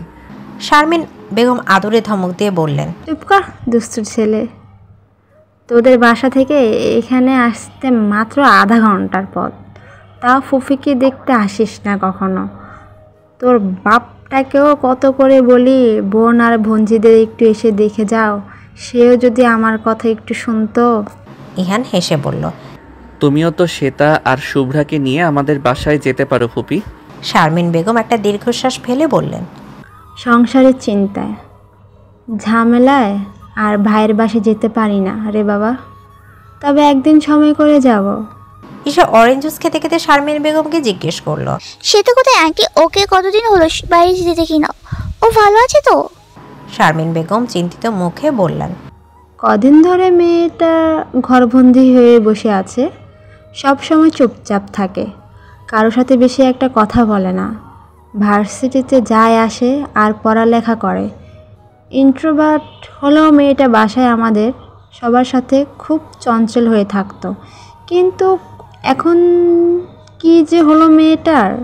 ঈশা তৎক্ষণাৎ খাওয়া থামিয়ে তড়িঘড়ি করে উঠে যেতে যেতে বলল, আমি তাহলে ওর সাথে একটু দেখা করে আসি আন্টি। তারপর শুভ্রাকে টেনে টুনে নিজের সাথে নিয়ে যেতে যেতে বলল, তুইও আয় শুভ্রা। তোর কোন বিষয় নিয়ে মন খারাপ শ্বেতা? নিস্তব্ধ রুমে হঠাৎ করে রাদের কণ্ঠস্বর শুনে চমকে উঠল শ্বেতা। এতক্ষণ রুমের সবগুলো জানালা বন্ধ করে রুম অন্ধকার করে বিছানায় গা এলিয়ে শুয়েছিল সে। রাত চাপানো দরজা ঠেলে রুমে এসে লাইট জ্বালিয়ে তাকে প্রশ্নটি করায় কিছুটা হকচকিয়ে গেল সে। পরবর্তীতে নিজেকে ধাতস্থ করে উঠে বসে নিচু কণ্ঠে বলল, না ভাইয়া, আমি একদম ঠিক আছি। তুমি দরজার সামনে দাঁড়িয়ে কেন? ভেতরে এসে বসো। পর মুহূর্তেই তার এরিসের করা কাজিন ভাইয়াদের থেকে দূরে দূরে থাকার সাবধান বাণীটি মনে পড়ল। সাথে সাথে প্রচণ্ড ঘাবড়ে গিয়ে মনে মনে কুকড়ে গেল সে, কিন্তু রাদের সামনে সেটা প্রকাশ করলো না। রাত রুমের দিকে এগিয়ে আস্তে আস্তে বলল, তোর কোনো সমস্যা হলে আমাকে নির্দ্বিধায় বলতে পারিস। তৎক্ষণাৎ হুড়মুড়িয়ে রুমে ঢুকে পড়ল ঈশা আর শুভ্রা। তাদেরকে দেখে পথি মধ্যে কথা থামিয়ে দাঁড়িয়ে পড়ল রাত। ঈশা আর তার চোখাচোখি হতে রাত দ্রুত আসছে বলে রুম থেকে বেরিয়ে গেল। ঈশা সেদিকে তাকিয়ে একটা ভেঙচি কাটলো। তারপর শ্বেতার কাছে গিয়ে তাকে দুই পাশ থেকে জড়িয়ে ধরল ঈশা আর শুভ্রা। শ্বেতা আচমকা ঈশাকে শুভ্রার সাথে দেখে খুশিতে লাফিয়ে উঠল। উচ্ছ্বাসিত কণ্ঠে ঈশাকে জিজ্ঞেস করলো, অনেকদিন পর দেখা হলো তোর সাথে, কেমন আছিস তুই? ঈশা প্রাণবন্ত হেসে বলল, আমি ভালো আছি, তুই কেমন আছিস? হঠাৎ ভালো আছি কথাটা বলতে গিয়েও থমকে গেল শ্বেতা। সে কি আদৌ ভালো আছে? মুহূর্তে মুখটা মলিন হয়ে গেল তার। শুভ্রার ঈশা সেটা স্পষ্টভাবে খেয়ালও করলো। ঈশা শ্বেতাকে চেপে ধরে বলল, কি হয়েছে তোর? সব খুলে বল আমাকে। শুভ্রাও চিন্তিত কণ্ঠে বলল, হ্যাঁ বনু, প্লিজ খুলে বল। শ্বেতার একবার ইচ্ছে হলো ভার্সিটিতে এতদিন যাবৎ যা যা হয়েছে সব ঈশা ও শুভ্রাকে খুলে বলে দিতে, কিন্তু পরক্ষণে আবার তার মন এসব বলার পক্ষে দ্বিমত পোষণ করলো। কি হয়েছে বল না। ঈশার কথায় শ্বেতা চমকে উঠল। তারপর মনে মনে ভাবলো এদেরকে কিছু একটা না বললে লাগাতার প্রশ্ন করেই যাবে, তাই অর্ধেক সত্য আর অর্ধেক মিথ্যা মিলিয়ে বলল, আসলে ভার্সিটিতে প্রথম দিন সিনিয়র একজন ভাইয়া আমায় র্যাক দিয়েছিল, এই জন্যেই এতদিন কিছুটা যাবৎ আপসেট ছিলাম। শুভ্রা ফুঁসে উঠে বলল, কারা তো বড় সাহস যে আমার বোনকে র্যাক দেয়? ওই বেটার নামটা আমাকে শুধু বল, এমন খেলা খেলে দেব যে বেটা আজীবন মনে রাখবে। ঈশাও তাল মিলিয়ে বলল, একদম, আমিও আছি তোর সাথে শুভ্রা। শুভ্রা ভাবুক ভঙ্গিতে বলল, কিন্তু বেটাকে কি করে শিক্ষা দেওয়া যায় বলতো? ঈশা কিছুক্ষণ চুপ করে থেকে উচ্ছ্বাসিত কণ্ঠে বলল, আইডিয়া, তুই বরং একটা শ্বেতার ভার্সিটির শ্বেতা সেজে যা, তারপর বেটাকে আচ্ছা করে শিক্ষা দিয়ে আয়। মুহূর্তেই শুভ্রার চোখ মুখ চকচক করে উঠল। ঈশাকে দুই হাতে জড়িয়ে ধরে উচ্ছ্বাসিত কণ্ঠে বলে উঠল, ভেরি গুড আইডিয়া। এই না হলে আমার বান্ধবী, এত বুদ্ধি তুই কোথায় রাখিস দোস্ত? ঈশা টেরি স্মাইল দিয়ে বলল, পারিসে চিপাই রাখি দোস্ত, তুই তো লাগলে আমার থেকে ধার নিয়ে নিস, পরে কিন্তু আবার আমাকে ফিরিয়ে দিতে হবে। দুই বান্ধবীর কাণ্ড দেখে শ্বেতা হা হয়ে রইল। সে কিছুটা বিরক্ত ভঙ্গিতে বলল, থামবি, তোরা কি শুরু করেছিস এসব? আর এসব প্ল্যান বাদ দে তো। যার সাথে পাঙ্গা নিতে যাচ্ছিস সেই মানুষটা কিন্তু মোটেও সুবিধার না। শুভ্রা মাছি তাড়ানোর মতো ভঙ্গিতে বলল, আরে ধুর, আমি কি তোর মতো বোকা নাকি? দেখবি বেটাকে এমন নাকানি চোবানি খাওয়াবো না, সারা জীবন ধরে মনে রাখবে এই শুভ্রা কি জিনিস। না সরি, আমাকে তো আবার বেটা শ্বেতা নামে চিনবে। হঠাৎ টুং করে শুভ্রার ফোনে একটা মেসেজ এলো। ইহান মেসেজ করেছে। শ্বেতা জিজ্ঞেস করলো, কি লিখেছে ইহান ভাইয়া? শুভ্রা চমকে উঠে বলল, তুই কি করে জানলি ইহান ভাইয়া মেসেজ করেছে? শ্বেতা নির্লিপ্ত ভঙ্গিতে বলল, তোর ফোনে ইহান ভাইয়ের মেসেজ বাদে আর কারো মেসেজ আসে নাকি? শুভ্রা অপ্রস্তুত হয়ে পড়ল। ঈশা শুভ্রার দিকে সন্দেহান দৃষ্টিতে তাকিয়ে ভ্রু নাচিয়ে বলল, কাহিনী কি মামা? তলে তলে কি খিচুড়ি পাকাচ্ছিস? শুভ্রা তুতলিয়ে বলল, কই, কিসের খিচুড়ি পাকাচ্ছি? ঈশা চোখ ছোট ছোট করে সুর করে বলল, বুঝছি মামা, সবই বুঝি। যতই ডুবে ডুবে জল খাও না কেন, জালে কিন্তু একদিন ধরে পড়তেই হবে। পরক্ষণে সে হতাশা মিশ্রিত কণ্ঠে বলল, সেটার দিকে নজর পড়ল ইউনিভার্সিটির সিনিয়র ভাই শুভ্রার। আচ্ছা ইহান ভাইয়া, আমার কি আছে বলতো? আমি কি সিঙ্গেল মরবো নাকি? বলে ঈশা নাকি কান্না কাঁদতে লাগলো।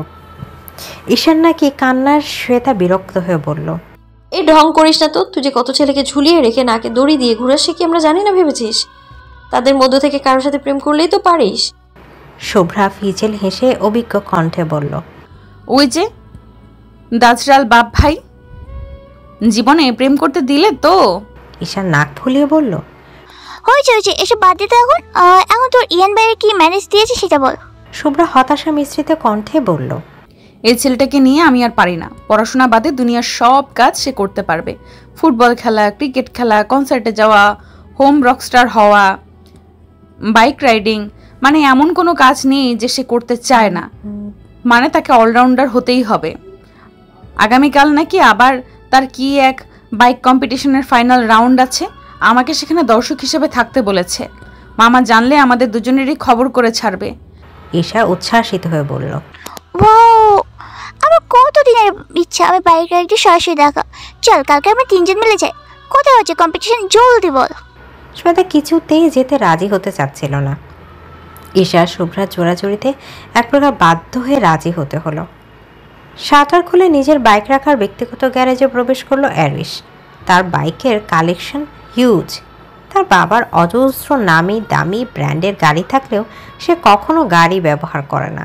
কলেজ লাইফ থেকে বাইক চালানো এবং কালেকশন করা শুরু হয়েছে তার। এখন সেটার সংখ্যা ছাড়িয়েছে বহুল পরিমাণে। 16টি বাইক গ্যারেজে 2 সারিতে সাজানো, বেশিরভাগই কালো রঙের। তার মধ্যে থেকে এরিসের সবচেয়ে প্রিয় বাইক দুটো, ইয়ামাহা R15M এবং পালসার NS 160। দুটি বাইকই বাংলাদেশের সবচেয়ে দামি এবং দ্রুতগতির বাইক। এ দুটোর মধ্য থেকে এরিস বাইক কম্পিটিশনের জন্য দ্বিতীয় নাম্বারটা বেছে নিল। এরিসের পরনে ব্ল্যাক স্ক্রিনে সান্ডো গেঞ্জি, black leather jacket, black skinny denim jeans, sneakers and gloves. আপাতমস্তক কালো রঙে সজ্জিত হয়ে বাইকে উঠে হেলমেট পরে বাইক স্টার্ট দিয়ে ঝড়ের গতিতে এরিস বেরিয়ে গেল খান মেনশন থেকে। রাজধানীর হাতের ছিলে বিশাল বাইক রেস কম্পিটিশনের আয়োজন করা হয়েছে। সেখানে দেশের সব দক্ষ এবং বড় বড় বাইক রাইডাররা উপস্থিত হয়েছে। আরও রয়েছে অভিজ্ঞ এবং সিনিয়র বাইক রাইডাররা। তারা এবং বেশ কিছু বাইক রাইডিং এজেন্সি মূলত এই বাইক কম্পিটিশনের আয়োজন করেছে। হাতিঝিল থেকে শুরু হলেও ঢাকার উন্নত সব হাইওয়ে হয়ে প্রায় 100 কিলোমিটার পথ পাড়ি দিতে হবে একটি নির্দিষ্ট সময়ের মধ্যে। এর মধ্যে যে বাইকটি সবার আগে এসে পৌঁছাতে পারবে সেই হবে আজকের বিজয়ী। 3 জন উইনার নির্বাচিত হবে। প্রথম পুরস্কার বিজয়ী পাবে গোল্ড মেডেল, দ্বিতীয় পুরস্কার বিজয়ী সিলভার মেডেল এবং তৃতীয় জন পাবে ব্রোঞ্জ মেডেল। যথারীতি বাইক কম্পিটিশন শুরু হয়ে গেল। তখন সকাল প্রায় 10টা বাজে। তখন সবে বাইক নিয়ে কম্পিটিশনে এন্ট্রি নিচ্ছে এরিস। সে অবশ্য মোটেও খ্যাতির জন্য খেলে না। বাইক রাইডিং করা তার নেশা, সাথে অ্যাডভেঞ্চার ফিল নেয়া, সাথে অবশ্য তার বন্ধু এবং বিরাট ভক্তমহল উপস্থিত রয়েছে। এর আগেও সে বিভিন্ন বাইক কম্পিটিশনে অংশগ্রহণ করে বেশিরভাগগুলোতে বিজয়ী হয়েছে। সেই বিজয়ী মডেলগুলো যত্ন সহকারে নিজের প্রাইজ রুমে সাজিয়ে রাখে সে। অন্যদিকে ইহান বাইক চালানোতে এতটা প্রফেশনাল না হলেও বেশ দক্ষ বলা চলে। প্রথমবারের মতো বাইক কম্পিটিশনে অংশগ্রহণ করেছে সে। প্রথম রাউন্ড থেকে ফাইনাল পর্যন্ত আসতে তাকে বেশ কাঠখড় পোড়াতে হয়েছে, তাই এক প্রকার স্বস্তি আছে। এই মুহূর্তে মনে অস্থিরতা ভয় থাকলেও বাইরে সেটাকে প্রকাশ করলো না সে। তার সাপোর্টার বলতে এই মুহূর্তে পাশের সারিতে দাঁড়িয়ে থাকা শুভ্রা, শ্বেতা আর ঈশা রয়েছে। শুভ্রা বারবার ইহানকে হাত ইশারায় অল দ্য বেস্ট বলছে, সেও হাসি মুখে অল ওকে বলে জানাচ্ছে। শ্বেতা চুপচাপ বোনের পাশে দাঁড়িয়ে রয়েছে। এরকম কম্পিটিশনে সে প্রথমবার এসেছে। চারপাশে মানুষ গিজগিজ করায় আর কোলাহলময় পরিবেশ থাকায় তার বেশ অস্বস্তি অনুভব হচ্ছে। তবুও সে নিজেকে যথাসম্ভব সামলে নিল। লং কুর্তি, জিন্স, গলায় ওড়না, চোখে চিকন ফ্রেমের চশমার বিনুনি পেঁচানো শ্বেতাকে খুব সাধারণ একটি মেয়ে বলে মনে হচ্ছে। হঠাৎই শ্বেতার চোখ যায় অ্যারিসের দিকে। হেলমেট খুলে কার সাথে যেন কথা বলছে। শ্বেতার দৃষ্টি সেদিকে স্থির হয়ে যায়। আজ যেন মানুষটিকে একটু বেশি সুদর্শন মনে হচ্ছে তার কাছে। কালো রংটা তার দেহে অসম্ভব সুন্দর রকম মানিয়েছে। বাইক কম্পিটিশন শুরু হয়ে গেল। ঝড়ের গতিতে একে একে বাইকগুলো সীমানা ছেড়ে বেরিয়ে গেল। বাইক স্টার্ট দেওয়ার আগ মুহূর্তে এরিসের চোখ আটকে গিয়েছিল শ্বেতার পানে। শ্বেতাও এরিসের দিকেও তাকিয়েছিল। ফলশ্রুতিতে তাদের চোখাচোখি হয়ে যায়। এরিস শ্বেতার দিকে দৃষ্টি রেখেই বিদ্যুৎ গতিতে বাইক নিয়ে অদৃশ্য হয়ে যায়। প্রায় 2.5 ঘন্টা পরে বাইক নিয়ে নির্দিষ্ট জায়গায় ফিরে এলো রাইডাররা। সবার আগে ফিরে এলো এরিসের প্রচণ্ড দ্রুতগামী বাইকটা। এত দক্ষ আর প্রফেশনালভাবে সে রাইড করেছে যে দেখে মুগ্ধ না হয়ে পারা যায় না। এতক্ষণ টানা রাইডিং করাতে বেশ ক্লান্ত হয়ে পড়লো, সেটা ছাপ পড়তে দিল না চেহারায়। এরিসের সাথে সাথে আরও কয়েকটা বাইক সীমানার মধ্যে প্রবেশ করলো। তবে মাত্র কয়েক সেন্টিমিটার দূরত্বের জন্য এরিস ফার্স্ট হয়ে যায়। ইহান শেষ পর্যন্ত বাইক রাইড করতে পারলেও সীমানার কিছুটা দূরে সে বাইক থেকে নিচে পড়ে যায়। শুভ্রা, শ্বেতা, ঈশা তখনও পর্যন্ত সেখানেই দাঁড়িয়েছিল। ইহানের এই অবস্থা দেখে শুভ্রা চিৎকার করে ইহানের দিকে ছুটে যায়। শ্বেতা ও ঈশাও ছুটে যায়। শুভ্রা ইহানকে জড়িয়ে ধরে বলতে থাকে, কি হয়েছে তোমার ইহান ভাইয়া? তুমি ঠিক আছো তো? কোথায় কোথায় ব্যথা পেয়েছো? বলতে বলতে কান্নায় ভেঙে পড়ে শুভ্রা। ততক্ষণে আশেপাশের অনেক লোকজন ইহানকে ঘিরে দাঁড়িয়ে পড়েছে। ইহান ক্লান্ত স্বরে বলল, আমি ঠিক আছি রে পাগলি, কিচ্ছু হয়নি আমার। শুভ্রা ধমকে উঠে বলল, বললেই হলো কিছু হয়নি তোমার? বাইক থেকে পড়ে গিয়ে কত জায়গায় ছিলে গেছে সে খেয়াল আছে? মামা ঠিকই করে তোমাকে এইসব করতে না দিয়ে। আমি আজই মামাকে গিয়ে তোমার এই কাণ্ডের কথা বলে দিব। ইহান আতকে উঠে বলল, এত বড় সর্বনাশ আমার করিস না শুভ্রা, বাবা আমাকে আস্ত মেরে ফেলবে। আর আজকে বাইক থেকে পড়ে গিয়ে যদি তোমার কিছু হয়ে যেত? ইহান নরম স্বরে বলল, তুই থাকতে কিছু হবে না আমার। কথাটা শুনে একটা অজানা ভালো লাগে চেয়ে গেল শুভ্রার মন। সে আর ইহানের প্রতি রাগ দেখে থাকতে পারল না। তাকে উঠিয়ে নিয়ে পাশের একটা রেস্ট রুমে বসে পড়ল। অর্গানাইজারদের পক্ষ থেকে ফার্স্ট এড বক্স এবং কিছু মেডিসিন দেওয়া হলো ইহানকে। শুভ্রা নীরবে ইহানের হাত পায়ের ক্ষতস্থানগুলোতে তুলায় স্যাবলন লাগিয়ে ব্যান্ডেজ করে দিচ্ছে। ইহান নীরবে তা দেখতে দেখতে আফসোস করে বলে উঠল, ইস, এত কষ্ট করে বাইক কম্পিটিশনটাই জিততে পারলাম না।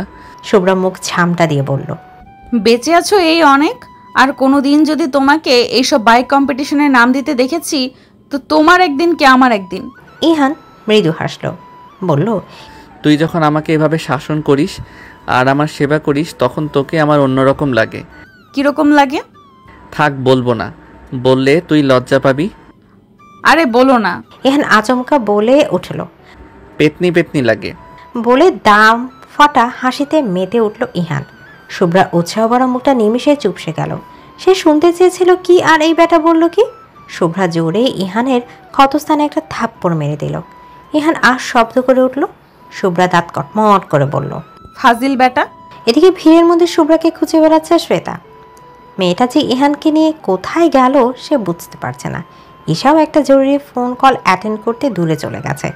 এই মুহূর্তে এত মানুষদের মধ্যে নিজেকে একা পেয়ে ভীষণ অসহায় লাগছে শ্বেতার। হঠাৎ করে নিজের বাঁ হাতে একটা হ্যাঁচকা টান অনুভব করলো শ্বেতা। কিছু বুঝে ওঠার আগে একটা শক্তপোক্ত পুরুষালী বুকে নিয়ে আছড়ে পড়ল সে। সাথে সাথে তার নাকে ভেসে এলো পুরুষালী ক্লোনের মাস্কি সুঘ্রাণ এবং ম্যানলি করা পারফিউমের সুঘ্রাণ। মাথা তুলে উপরে তাকাতেই চমকে উঠল সে। আবারও সেই চিরচেনা মুখ।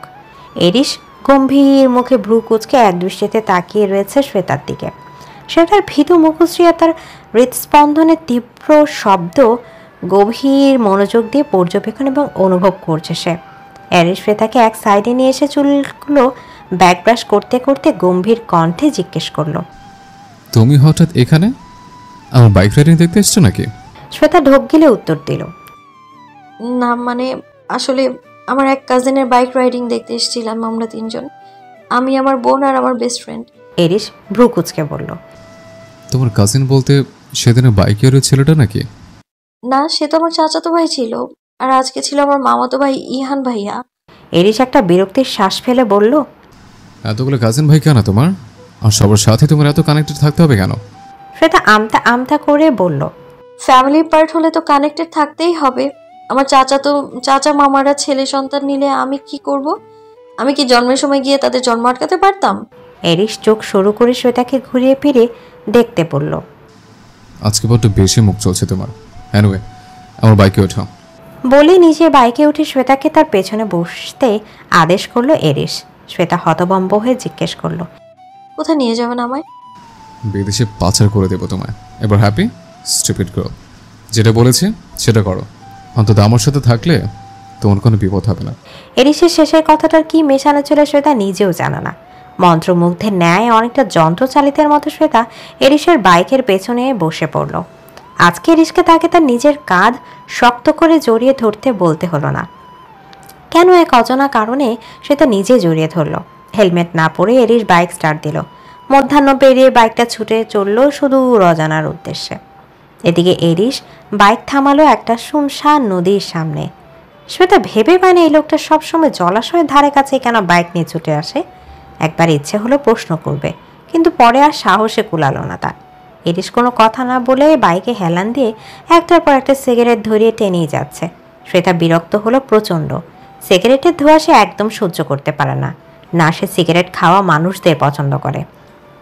এই কথা একবার রাতকে বলার সাথে সাথে সে আজীবনের মতো সিগারেট ছেড়ে দিয়েছিল, কিন্তু এই লোক কি কখনো ছাড়বে? উল্টো শ্বেতাকে আস্ত এক রাম ধমক দিবে। অনেকক্ষণ পর শ্বেতা সাহস সঞ্চয় করে বলল, আমরা কতক্ষণ থাকবো এখানে? এরিস নির্বিকার ভঙ্গিতে বলল, কেন ভয় হচ্ছে আমাকে? না তা নয়, সবটা বলছি শ্বেতা, কিন্তু তবুও কিছু কর। তুমি না চাইলেও তুমি আমাকে সহ্য করতেই হবে। শ্বেতা এরিসের কথার আগামাথা বুঝতে না পেরে তার দিকে ফ্যাল ফ্যাল করে তাকিয়ে রইল। এরিস শ্বেতার দিকে ঘুরে আচমকা তার কোমর টেনে ধরে নিজের বুকের সাথে একদম মিলিয়ে নিল। শ্বেতা হকচকে গেল, সেটাকে এরিস গুরুত্ব দিল না। শ্বেতার মুখের খুব কাছাকাছি নিজের মুখ এনে এরিস শীতল অথচ গভীর স্বরে বলতে লাগলো, তোমার হৃদয়ের প্রতির স্পন্দন হবে। নিজ প্রিয় জিনিসের ন্যূনতম অংশ কখনো কারোর সাথে ভাগাভাগি করি না, আর সেটা যদি হয় হৃদয়হরণে, তাহলে তো কথাই নেই, সে পুরোটাই আমার, শুধুমাত্র আমার। এরিস আহরার খান, এক রহস্যাবৃত দুর্ভেদ্য মানব, যাকে সে নিজে থেকে না চাইলে কখনোই খোলা বইয়ের মতো পড়া সম্ভব নয়। এরিস কখনো তার দুর্বলতা তৈরি করতে চায়নি, কারণ সে জানে তার সামনের পথ কতটা দুর্জয় আর বন্ধুর প্রকৃতির হতে চলেছে। তবুও না চাইতে অনাকাঙ্ক্ষিত দুর্বলতা রূপে আত্মপ্রকাশ করতে চাইছে। সে তার নামক এক অস্তিত্ব। আমি অত জানি না সে আমার দুর্বলতা নাকি অবসেশন, সাময়িক মোহ, শুধুই নিখাত ভালোবাসা। এদিকে ফেরার পথে এরিসের বুক পকেট থেকে ছোট্ট নোটবুকের এই পৃষ্ঠাটি কুড়িয়ে পেয়েছিল শ্বেতা। তখন থেকে নিগুড় ভাবনায় নিমজ্জিত হয়ে রয়েছে সে। এরিসের নিজেরই নিজেকে করা প্রশ্নগুলোর উত্তর খুঁজে পেতে চাচ্ছে শ্বেতা, কিন্তু কোনোভাবেই উত্তর মিলছে না। হঠাৎই বাড়িতে ঢোকার পথে কারোর সাথে ধাক্কা লেগে পড়ে যেতে নিচ্ছিল শ্বেতা, কিন্তু পর মুহূর্তে নিজেকে সামলে নিল সে। রাত রেডি হয়ে ব্যস্ত ভঙ্গিতে ভার্সিটির উদ্দেশ্যে বেরোচ্ছিল। মেধাবী ছাত্র বিধায় পড়াশোনার ক্ষেত্রে মোটেও কার্পণ্য করে না সে। রাত ব্যস্ত হয়ে জিজ্ঞেস করলো, তুই ঠিক আছিস শ্রেয়া? সেটা মাথা নাড়িয়ে হ্যাঁ বোধক বোঝালো। শ্বেতাকে আনমনা দেখে রাত আবার জিজ্ঞেস করলো, তোর ইদানিং কি হয়েছে বলতো? এত মনমরা হয়ে থাকিস কেন সব সময়? না আসলে তেমন কিছু হয়নি। এখন আমার থেকেও কথা লুকাবি শ্রেতা? আগে তো নিজের সব কথা আমার সাথে শেয়ার করতিস। কিছুই যখন হয়নি, তাহলে এরপর থেকে তোকে যেন আর এরকম মনমরা হয়ে থাকতে না দেখি। তোর মুখে সারাক্ষণ মিষ্টি হাসিটাই মানায়। শ্বেতা রাতের দিকে তাকে একটু হাসলো। রাত এতে প্রসন্ন হলো, তারপর বলল, এবার ঠিক আছে। তা তোর সাথে বাকি দুই বাদর কোথায়? দুই বাদর বলতে এখানে শুভ্রার ঈশাকে বোঝানো হয়েছে। ভাগ্যিস ঈশা এখানে নেই, না হলে আবারও রাদের সাথে পায়ে পা লাগিয়ে ঝগড়া বেঁধে যেত তার। শ্বেতা উত্তর দিল, ওদের কি একটা কাজ আছে যেন, কিছুক্ষণ পর চলে আসবে। আচ্ছা ঠিক আছে, তুই ভেতরে যা। শ্বেতা ভেতরে চলে গেল। রাত শ্বেতার যাওয়ার পানে তাকিয়ে মনে মনে ভাবল, আর মাত্র 2-1 বছর অপেক্ষা কর শ্রেতা, এরপর তোকে পার্মানেন্টলি আমার পার্টনার বানিয়ে নেব। সারাক্ষণ তোর মুখে হাসি ঝুলিয়ে রাখবো, কথা দিলাম। ভেবে মুচকি হেসে রাত বাইকে উঠে ভার্সিটির উদ্দেশ্যে রওনা দিল। ক্যাম্পাসের মধ্যে শ্বেতারূপী শুভ্রার দিকে বুকুচকে তাকিয়ে রয়েছে এরিস। গভীর দৃষ্টিতে তাকে দীর্ঘক্ষণ ধরে পর্যবেক্ষণ করেই যাচ্ছে। অপরদিকে শুভ্রা মনে মনে ঘাবড়ে গিয়ে নিজেকে আরেকবার ভালো মতো দেখে নিল। না, গেট আপ তো সম্পূর্ণ ঠিক আছে, সম্পূর্ণ শ্বেতার মতো সেজে তার ভার্সিটি এসেছে সে। তাকে চেনার কোনো প্রশ্নই ওঠে না। সে তার কাছের বান্ধবীরা পর্যন্ত তাকে চিনতে পারেনি, সেখানে দুদিনের এরিস তাকে চিনবে কি করে? ভেবে মনে মনে নিজেকে সান্ত্বনা দিল শুভ্রা। শ্বেতা মুবাশিরা। এরিসের আচমকা ডাকে বেশ ঘাবড়ে গেল শুভ্রা। পরক্ষণেই নিজেকে ধাতস্থ করে বলল, জি জি বলুন ভাইয়া। যাও, ক্যান্টিন থেকে আমার জন্য একটা কোল্ড কফি নিয়ে এসো। শুভ্রার সাথে সাথে কিছুটা উঁচু গলায় বলল, পারবো না। কিসের কাজ? নিজের কাজ নিজে করে নিন গিয়ে। সিনিয়র হয়ে জুনিয়রদের দিয়ে কাজ করাতে লজ্জা করে না? কথাটা বলে এরিসের চোখের দিকে তাকাতে ভয় জমে গেল শুভ্রা। এত কঠোর আর নির্জীব দৃষ্টি সে জীবনে কখনো দেখেনি। বেশি কথা বলে ফেল নাকি আবার? মনে মনে একটা শুকনো ঢোক গেল শুভ্রা। এই মুহূর্তে এরিসের কাছ থেকে ভয়ঙ্কর একটা ধমক আর র্যাগ খাওয়ার জন্য মনে মনে প্রস্তুতি নিয়ে নিল। তবু বোনকে দেওয়া কষ্টের প্রতিশোধ নিয়ে ছাড়বে বলে প্রতিজ্ঞা করলো। এরিসকে অপমান করা কোনো অপশনে সে ছাড়বে না। অথচ এরিসের কোনো প্রকার রাগ না দেখিয়ে শীতল কণ্ঠে পড়ল, তোমার অভিনয় খুবই ভালো শুভ্রা আফিয়াত, একদম 10-এ 10 দিলাম। এই পুরস্কারে তুমি সন্তুষ্ট নাকি আরো অভিনয় করতে চাও? শুভ্রা ভয়ানক চমকে উঠল। এরিস তাকে চিনল কি করে? তার পরিচয় বা জানল কি করে? এরিস শুভ্রার দিকে উত্তরের আশা তার দিকে তাকিয়ে ভ্রু নাচালো।